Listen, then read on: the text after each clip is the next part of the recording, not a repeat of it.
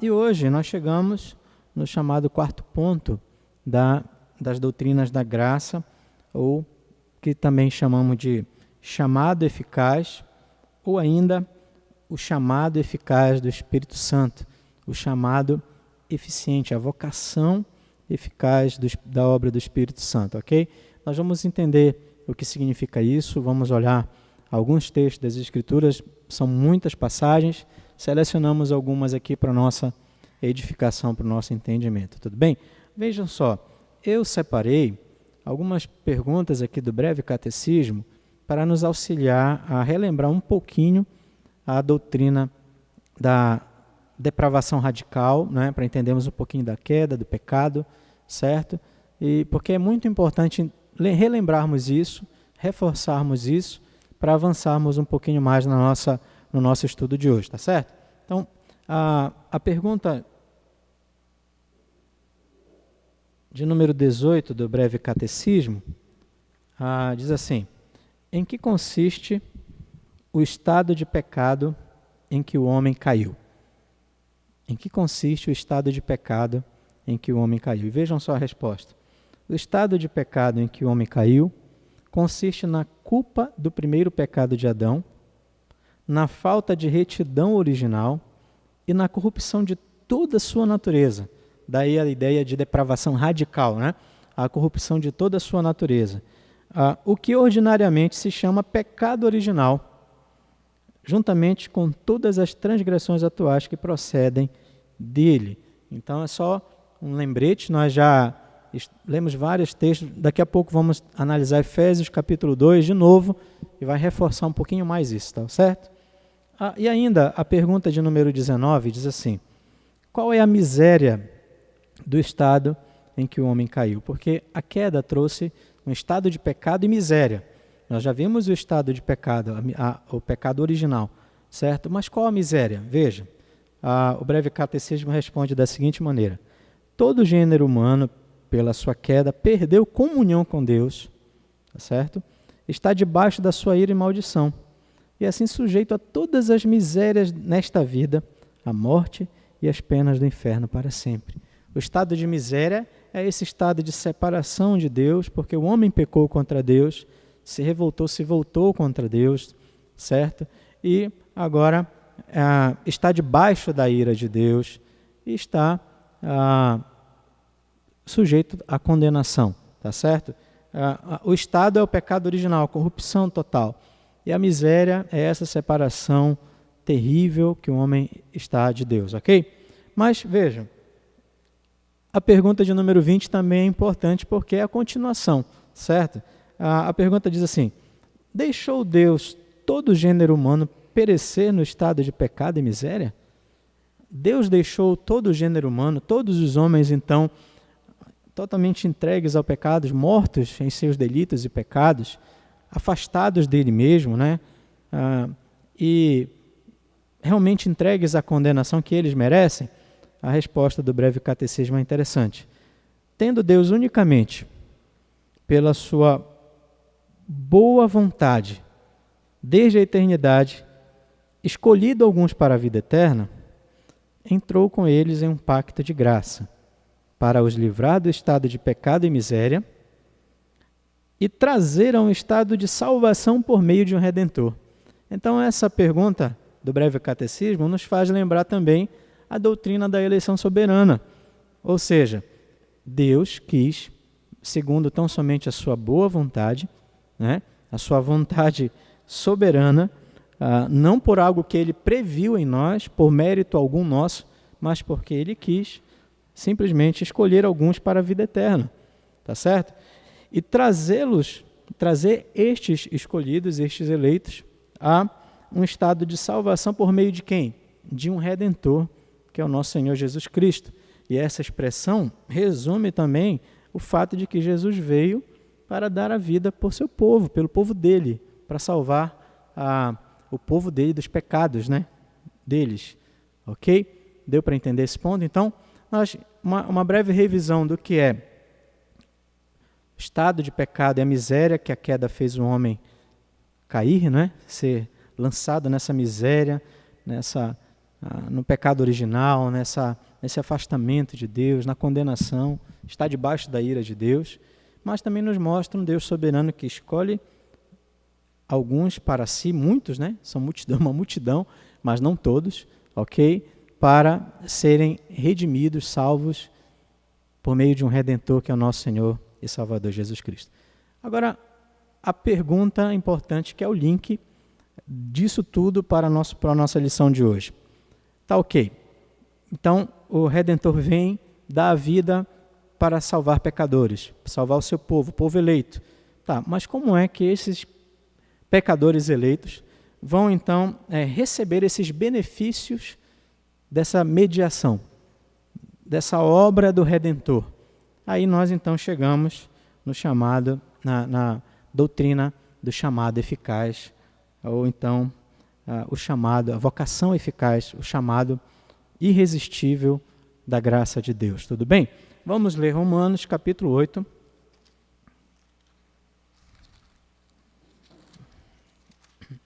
Romanos capítulo 8, meus irmãos.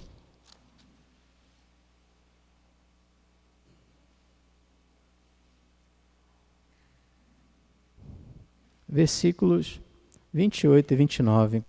Diz assim: Sabemos que todas as coisas cooperam para o bem daqueles que amam a Deus, daqueles que são chamados segundo o seu propósito.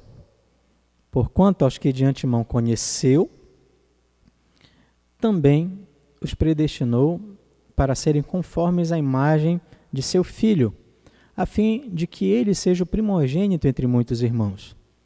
E aos que predestinou, a esses também chamou. Tá? Aqui, ó.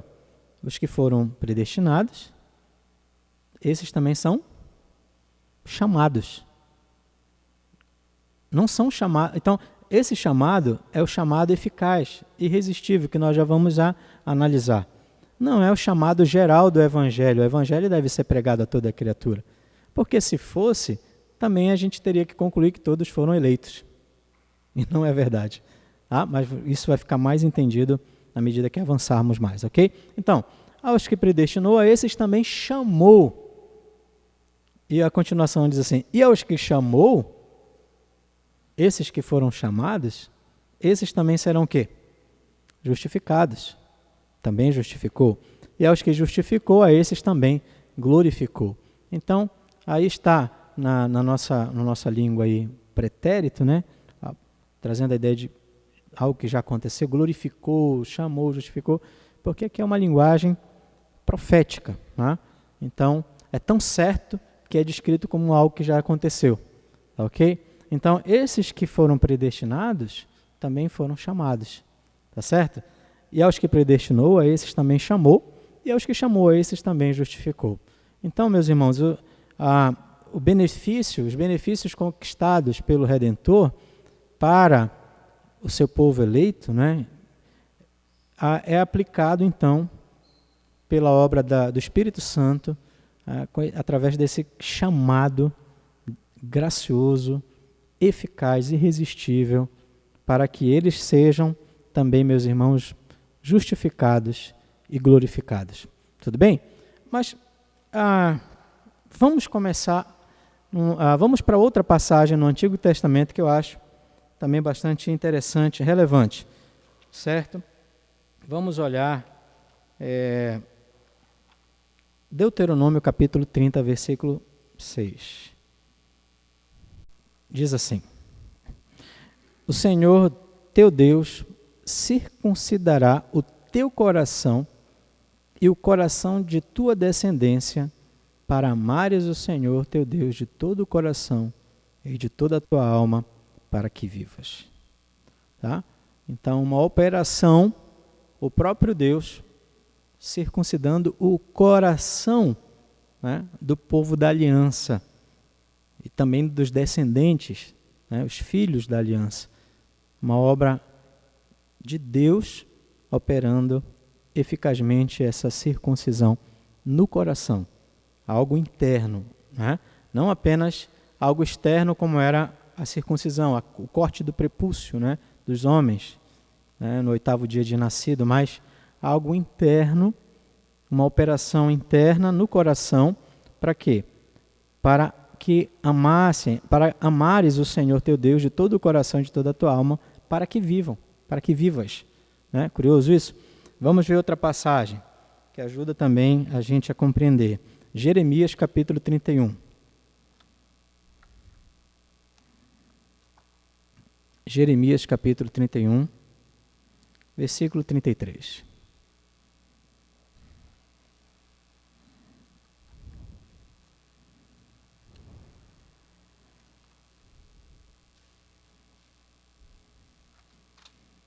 Vamos lá.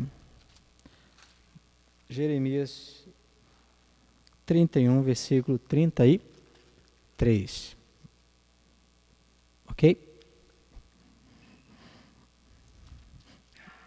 Diz assim: porque esta é a aliança que firmarei com a casa de Israel depois daqueles dias, diz o Senhor. Na mente lhes imprimirei as minhas leis, também no coração lhes inscreverei, eu serei o seu Deus e eles serão o meu povo. Mais uma vez, uma obra no coração do Israel de Deus. Aqui não é uma promessa para a nação, né, dos judeus, mas uma promessa para o Israel de Deus, como o apóstolo Paulo explica em Romanos capítulo 11, dizendo que são os filhos da promessa. Ok? Vamos ver mais um texto? Avançando um pouquinho mais, Jeremias também 32. Está em Jeremias ainda, só pula um capítulo, no capítulo 32, versículos 39 e 40.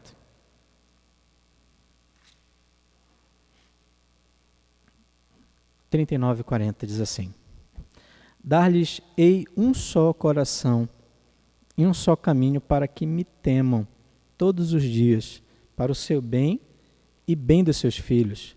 Farei com eles aliança eterna, segundo a qual não deixarei de lhes fazer o bem, e porei o meu temor no seu coração, para que nunca se apartem de mim. Tá? Interessante, né?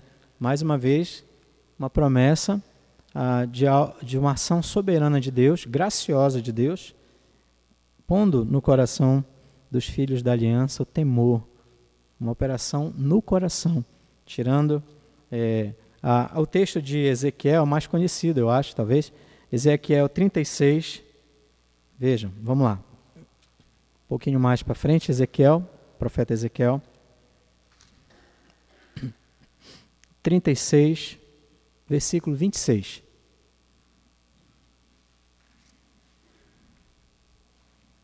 Ezequiel 36, versículo 26. Ok, irmãos? Dar-vos-ei coração novo, e porei dentro de vós espírito novo. Tirarei de vós o coração de pedra, e vos darei coração de carne. Então, vocês estão percebendo? Desde o período mosaico, né? Aliás, texto mosaico, falando dessa circuncisão do coração, e agora uma palavra profética mostrando que o Senhor se encarregará de operar uma cirurgia espiritual, tirando o coração de pedra e colocando um coração de carne. Tá? E aqui, esse coração de carne, às vezes a palavra carne aparece em oposição ao espírito, tal, mas aqui nesse caso é algo vivo. Né? A pedra é insensível, não tem vida, tá? É dura, não reage, não tem... Ok? Mas esse coração de carne agora é um coração vivo, que pode agora ter condições de bater. Né? Então, a ideia é o que Paulo vai, outros textos das Escrituras, mas lembrei aqui de Paulo, nos ensinar em Efésios capítulo 2, que estávamos mortos em nossos delitos e pecado, pedra. Mas ele nos deu vida juntamente com Cristo, ok? Tudo bem? Agora vamos para o Novo Testamento, depois eu abro para perguntas, tá certo? Vamos tentar avançar para a gente ver alguns textos. Vamos para o Novo Testamento agora, João capítulo 1. João capítulo 1.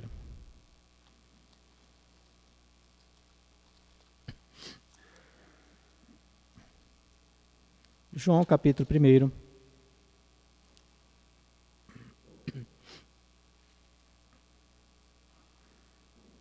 Muito bem. Versículos 12 e 13. Mas para o que era seu... Versículo 11. Veio para o que era seu e os seus não receberam. 12. Mas a todos quantos o receberam, deu-lhes o poder de serem feitos filhos de Deus, a saber, aos que creem no seu nome, os quais não nasceram do sangue, nem da vontade da carne, nem da vontade do homem, mas de Deus. Então, vejam como é curioso, esse texto é interessante. Foi nos dado o poder de sermos feitos filhos de Deus. E a explicação está no versículo 13. Esse poder não vem de nós mesmos, mas foi dado mesmo por Deus, nos fazendo nascer de Deus, não da carne, do sangue ou da vontade do homem, mas uma obra monergística. Deus agindo, nos dando esse poder, nos fazendo nascer, trocando o coração de pedra por um coração de carne. Está dando para entender? Vamos para João capítulo 3 agora. Esse texto também, né, é muito conhecido. João capítulo 3. Tá? Vou ler desde o primeiro versículo, né? Aquela conversa de Jesus com Nicodemos. Havia entre os fariseus um homem chamado Nicodemos, um dos principais dos judeus. Este de noite foi ter com Jesus e lhe disse: Rabi, sabemos que és mestre vindo da parte de Deus, porque ninguém pode fazer estes sinais que tu fazes se Deus não estiver com ele. A isto respondeu Jesus: em verdade te digo que se alguém não nascer de novo, não pode ver o reino de Deus. Direto ao assunto, né? Nicodemos, se não nascer de novo, não pode ver o reino de Deus. Se o Senhor não circuncidar o teu coração, se Ele não trocar o teu coração de pedra por um coração de carne, não nascer de novo. E aqui o texto bíblico é bem interessante, não nascer do alto, né? Foi traduzido não nascer de novo. Não está errado, mas uma tradução literal seria isso, nascer do alto. Não podes ver o reino de Deus. E veja, a continuação do texto diz assim: perguntou-lhe Nicodemos: como pode um homem nascer sendo velho? Pode porventura voltar ao ventre materno e nascer segunda vez? Respondeu Jesus: em verdade te digo, quem não nasce da água e do Espírito não pode entrar no reino de Deus. O que é nascido da carne é carne, o que é nascido do Espírito é Espírito. Não te admires de eu te dizer, importa-vos nascer de novo. Ou seja, Jesus está ali repreendendo. Nicodemos, você é um especialista da lei, conhece a lei, conhece as promessas. Como que está tão admirado? Como é que está interpretando dessa maneira? Entendendo que eu estou mandando você voltar para o ventre da sua mãe? Não é isso. Eu estou falando do que foi profetizado, do que está lá na lei de Moisés, né? Que é preciso nascer do Espírito, nascer do alto. Não é nascer da carne, não é nascer do ventre de sua mãe novamente, mas é nascer por obra do Espírito Santo de Deus. Aqui o Senhor então está nos ensinando que é a obra da regeneração, que o Senhor então nos dá vida, nos transforma, né? Estávamos mortos e agora com a obra do Espírito Santo vivificados, éramos não tínhamos entendimento e agora o nosso entendimento foi restaurado, vivificado, iluminado, né? Não tínhamos, a nossa vontade era escrava do pecado e agora podemos livremente, vivos agora, livremente ir a Deus, ir a Cristo, né? Nos arrepender de nossos pecados, crer, fé, arrependimento, tá? Então, é curioso isso, porque o que o Senhor Jesus está nos ensinando é que a regeneração, essa obra de Deus, essa operação espiritual, que é Deus quem efetua, e não o homem, não a vontade do homem, não é fruto da vontade do homem, mas é fruto da ação sobrenatural, soberana, graciosa, poderosa, onipotente de Deus, é que vai agora nos dar condições de crer, ter fé. Não o contrário, como alguns pensam, que a fé, a regeneração é produto da fé. Mas, na verdade, a fé ela é produto da regeneração dessa obra de Deus fazendo-nos nascer de novo. Tudo bem até aí, pessoal? Então, o versículo 8 deixa muito claro ainda esse aspecto da soberania de Deus na obra da regeneração do nosso novo nascimento, que diz assim: o vento sopra onde quer, ouves a sua voz e não sabes de onde vem, nem para onde vai. Assim é todo o que é nascido do Espírito. Espírito maiúsculo aí do Espírito de Deus. O vento sopra onde quer, o Espírito Santo é soberano para realizar essa obra maravilhosa de fazer nascer de novo pecadores. Está dando para compreender, meus irmãos? Está dando para entender? É maravilhoso, né?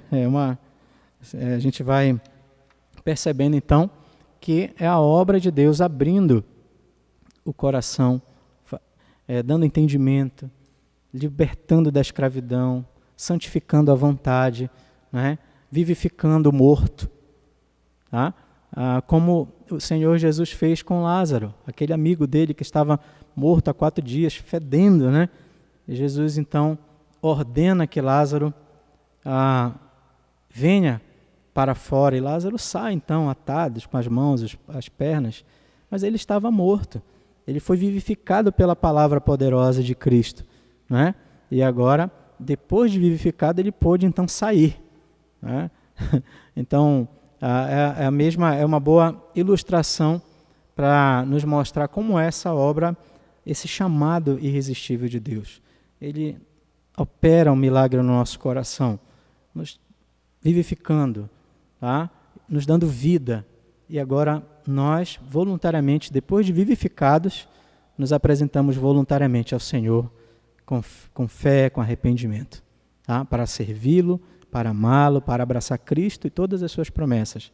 Mas é necessário que o Espírito Santo de Deus, pela palavra, aplicando a palavra poderosa de Deus nos nossos corações, faça essa obra primeiramente no coração dos eleitos de Deus. Ok? Mas vamos avançando um pouquinho mais, meus irmãos. Ainda tem alguns textos que são interessantes. Vamos ilustrar isso. Vamos lembrar do texto lá de Lídia, em Atos capítulo 16.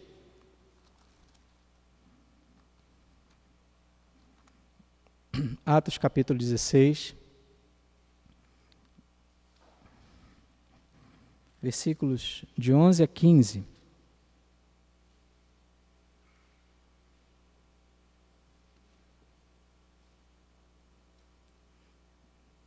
Atos 16, de 11 a 15. Vamos ler?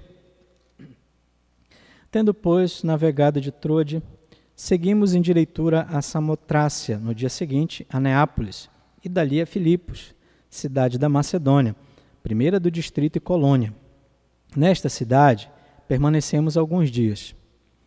No sábado saímos da cidade para junto do rio, onde nos apareceu haver um lugar de oração, e assentando-nos falamos às mulheres que para ali tinham concorrido. Certa mulher chamada Lídia, da cidade de Tiatira, vendedora de púrpura, temente a Deus, nos escutava. O Senhor lhe abriu o coração para atender às coisas que Paulo dizia. Depois de ser batizada ela e toda a sua casa, nos rogou, dizendo: se julgais que eu sou fiel ao Senhor, entrai em minha casa, e aí ficai. E nos constrangiu a isso. Então, ela ouvia o que era ensinado, a palavra estava sendo ministrada, e o Espírito Santo abriu o coração, o Senhor abriu o coração para que aquela mulher pudesse crer nas coisas que eram ditas. Palavra e Espírito, trabalhando de mãos dadas para a salvação dos eleitos, dos pecadores eleitos pelo Senhor. E o coração daquela mulher foi aberto, né? E ela pôde entender. Mas, pastor, é necessário isso? É claro que é. Vamos relembrar um pouquinho? Vamos ler, só para lembrar. 1 Coríntios capítulo 2, dos versículos 12 ao 14, né? Nós já lemos esse texto no outro dia, mas Vamos ler mais uma vez.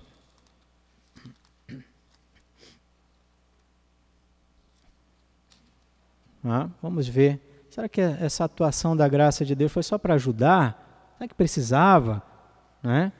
Não, vamos perceber que não é bem assim. Vejam a situação do homem natural. 1 Coríntios capítulo 2, de 12 a 14, diz assim: Ora, nós não temos recebido o Espírito do mundo, e sim o Espírito que vem de Deus, para que conheçamos o que por Deus nos foi dado gratuitamente. Conheçamos o que por Deus nos foi dado gratuitamente. Versículo 13. Disto também falamos, não em palavras ensinadas pela sabedoria humana, mas ensinadas pelo Espírito, conferindo coisas espirituais com espirituais. Ora, o homem natural, o homem sem Cristo, o homem natural, não aceita as coisas do Espírito de Deus, porque eles são loucuras e não pode entendê-las, porque elas se discernem espiritualmente. Então, o homem natural, se não é a ação do Espírito Santo, se não é a ação de Deus, o homem natural vai rejeitar. O homem natural não vai aceitar, porque eles são loucuras. Também não vai entender, porque não tem discernimento. O discernimento é espiritual. Por isso que o Senhor, então, abriu o coração de Lídia para que ela pudesse entender a palavra de Deus.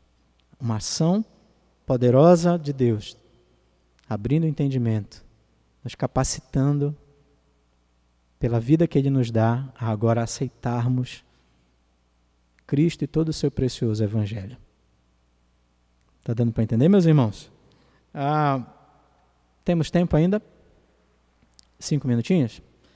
Eu quero mostrar para vocês mais um versículo. Vamos para Efésios. Vamos para Efésios. Efésios capítulo 1.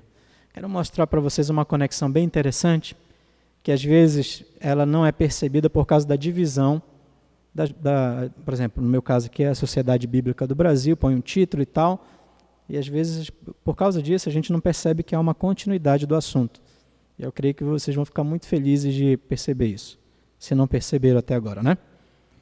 Capítulo 1 de Efésios, a partir do versículo 15, diz assim: Por isso também eu, tendo ouvido a fé que há entre vós no Senhor Jesus e o amor para com todos os santos, não cesso de dar graças por vós, fazendo menção de vós nas minhas orações, para que o Deus de nosso Senhor Jesus Cristo, Pai da glória, vejam, vos conceda espírito de sabedoria e de revelação no pleno conhecimento dele. E o texto continua: iluminados os olhos do vosso coração, para o quê? Para saberdes. Saberdes o quê? Veja a continuação do texto. Para saberdes qual é a esperança do seu chamamento. Então, está escrevendo para a igreja, povo chamado. Mas o apóstolo Paulo se dobra diante do Senhor em oração para que os irmãos, para que a igreja possa perceber, entender essa riqueza, para saberdes qual é a esperança do seu chamamento, a firmeza desse chamado de Deus, desse chamamento de Deus, desta graça de Deus, desse chamado eficaz do Senhor. Aí o texto continua: qual a riqueza da glória da sua herança nos santos? E qual a suprema grandeza do seu poder para com os que cremos? O poder dele para com nós que cremos. Deu para compreender isso? Qual é essa grandeza desse poder que atuou em nós e que atua em nós? E agora nós cremos, para com os que cremos. Tá bom? E como é que ele explica isso? Vejam a continuação do versículo. O versículo 20 explica. Diz assim, o qual exerceu ele em Cristo, ressuscitando dentre os mortos e fazendo sentar à sua direita nos lugares celestiais. Então vejam, esse poder estupendo, onipotente, ressuscitou a Cristo. E agora esse poder atuou no Filho bendito de Deus, que ele está assentado à direita de Deus. Mas a explicação da atuação desse poder não para por aí. Por isso que às vezes a divisão da sociedade ali, né, atrapalha um pouco. O capítulo 2 continua expondo a atuação desse poder. Tá? E veja, versículo 1 do capítulo 2. Ele vos deu vida, estando vós mortos nos vossos delitos e pecados. Tá? Esse poder deu vida a vocês. Vocês precisam compreender qual é a esperança do seu chamamento, do chamamento de vocês, do chamado de vocês. Vocês estavam mortos. Ele foi lá e chamou vocês. Como foi isso? Deu vida para vocês. Vocês estavam mortos nos delitos e pecados de vocês. Esse poder que ressuscitou o Filho de Deus e que o fez assentar, porque ele reina absolutamente sobre tudo e sobre todos, e debaixo dos pés do Senhor está todo o principado e potestade, e ele é o cabeça da igreja e governa absolutamente. Esse poder espetacular, todo poderoso, também atuou em vocês, dando vida porque vocês estavam mortos nos pecados e delitos. Mas não ficou claro? Então vamos explicar um pouquinho mais. Nos quais andastes outrora, segundo o curso deste mundo, segundo o príncipe da potestade do ar, do espírito que agora atua nos filhos da desobediência, entre os quais também todos nós andamos outrora, segundo as inclinações da nossa carne, fazendo a vontade da carne e dos pensamentos, e éramos por natureza filhos da ira, como também os demais. Então, aí expõe totalmente o diagnóstico. Né? Segundo o príncipe da potestade do ar, energizados pelo inimigo, pelo diabo, segundo o mundo, mundanos, né? E seguindo, mortos para Deus, mas vivos para o pecado, para o mundanismo. Aí o texto ainda continua dizendo, e segundo também as inclinações da carne. E éramos, os nossos pensamentos, os nossos desejos, as concupiscências, mortos para Deus, mas vivos para isso, para o pecado, para a maldade, para a rebeldia. Que situação terrível! Isso é morte espiritual, é isso que ele está dizendo que é morte. Estávamos não havia temor de Deus diante dos nossos olhos, não o amávamos, não o queríamos. Odiadores de Deus, inimigos de Deus. Mas esse poder, o chamamento de Deus nos chamou, né? Ficou estranho o chamamento de Deus. Mas o Senhor nos chamou. O Senhor nos chamou. Isso foi poder de Deus. Isso, quando falamos então desse chamado, estamos falando dessa operação no nosso coração, tirando o coração de pedra, morto, e colocando um coração de um adorador a Deus. Porque todos são adoradores, né? Só que sem Cristo adoramos a nós mesmos, adoramos os falsos deuses deste mundo, mas agora pelo poder de Cristo que nos vivificou, que nos deu vida, somos livres para adorar a Deus, para servi-lo, para atender a sua palavra. Isso é o chamado irresistível, meus irmãos. Todos somos convocados pelo Senhor a pregar o Evangelho a toda criatura. Tá? Aí nós chamamos isso de chamado geral. Todos devem ouvir o Evangelho. Mas esse chamado irresistível quer dizer que para os eleitos de Deus, o Espírito Santo aplicará no tempo dele, soberanamente, a vida para que possam crer, se arrepender de seus pecados, amar o Senhor, buscar ao Senhor. Então, é interessante isso. Você já teve essa experiência. Aquele dia que você foi iluminado, que você disse, eu preciso me arrepender, eu preciso de Cristo. Não foi de você mesmo, não foi carne e sangue que fez isso. Aquele dia que você chorou seus pecados, confessou Jesus como Salvador, né? E decidiu andar com Ele, abandonar a vida de pecado, viver uma vida de santificação. Não foi carne e sangue que fez isso, irmão. Foi o chamado de Cristo, chamado precioso, doce, poderoso. E você se apresentou voluntariamente, porque agora, depois de vivo, você pode seguir a Cristo voluntariamente. Mas antes disso, não. Morto não segue ninguém. Morto não segue a Deus. A única coisa que os mortos, espiritualmente falando, seguem é a si mesmos, ao mundo, o pecado, a mentira, a idolatria. Deu para compreender isso, meus irmãos? Essa é a doutrina do chamado irresistível de Deus, do chamado eficaz. Irmãos, é abundante. Não dá para a gente ler tudo aqui. Eu vou só concluir lendo Filipenses com vocês, capítulo 12 e 13, e depois a pergunta do breve catecismo a respeito disso, e vamos encerrar e passar para as perguntas, tá bom? Ok? Então, se houver alguma pergunta, alguma dúvida, Filipenses capítulo 2, versos 12 e 13, tá bom? E encerrarei a mensagem de hoje. Tá certo? Filipenses capítulo 2, versos 12 e 13.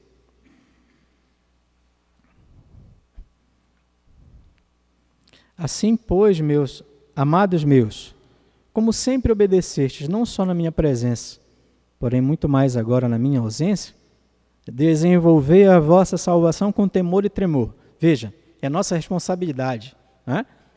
Vamos ver isso lá para frente. É minha responsabilidade, é sua desenvolver essa salvação, tá bom? Com temor e tremor.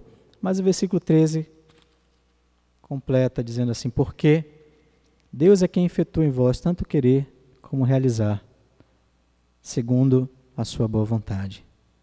Louvado seja Deus por isso. Ele efetua em nós o querer e o realizar. Podemos só ler o catecismo e eu passo para o senhor a palavra? Tá? Ok? Vejam. Mais uma perguntinha do catecismo. Por que eu trouxe aqui o catecismo para os irmãos? O breve catecismo de Westminster é um símbolo de fé da nossa igreja. É uma exposição daquilo que acreditamos ser uma boa, fiel exposição das Sagradas Escrituras. É importante, é um recurso fantástico para a gente estudar, reforçar. Não temos a confissão de fé de Westminster e os catecismos como iguais à palavra, não é isso. Acreditamos apenas que é um recurso fantástico, especial para nosso doutrinamento. Vejam, a pergunta do breve catecismo de número 31, pergunta: o que é vocação eficaz? É isso que nós estamos estudando, essa graça irresistível, esse chamado eficaz. O que é isso? Ouçam a resposta, como é interessante. Vocação eficaz é a obra do Espírito Santo, pela qual, convencendo-nos do nosso pecado e da nossa miséria, iluminando nossos entendimentos pelo conhecimento de Cristo e renovando a nossa vontade, nos persuade e habilita. Agora somos habilitados, persuadidos, convencidos e habilitados, capacitados a abraçar Jesus Cristo, que nos é oferecido de graça no Evangelho. E as referências bíblicas e algumas das quais nós já lemos hoje aqui. Então, é a obra do Espírito Santo de Deus, meus irmãos, que nos convence do pecado. Agora, convencidos do pecado, da nossa maldade, da nossa miséria, iluminando nossos entendimentos. Agora não é ridículo para nós o Evangelho, né? Não é loucura. Agora aceitamos, entendemos. E agora com esse entendimento, com essa iluminação e com a nossa vontade renovada, porque antes a vontade era escrava do pecado, agora é livre. O Senhor Jesus disse que nós conheceríamos a verdade e ela nos libertaria. Livres, não é verdade? Livres, diz aí o texto. Agora, persuadidos e habilitados, capacitados, não mortos mais, mas vivos. O que nós fazemos? Abraçamos a Cristo. Ninguém pensa duas vezes. Abraça a Cristo. E abrimos mão de tudo, né, para Cristo, nosso Senhor e Salvador. Para amá-lo, para obedecê-lo como ele é oferecido graciosamente no bendito Evangelho. Então, essa é a graça eficaz. Próximo passo, se Deus permitir, vai ser a perseverança dos santos.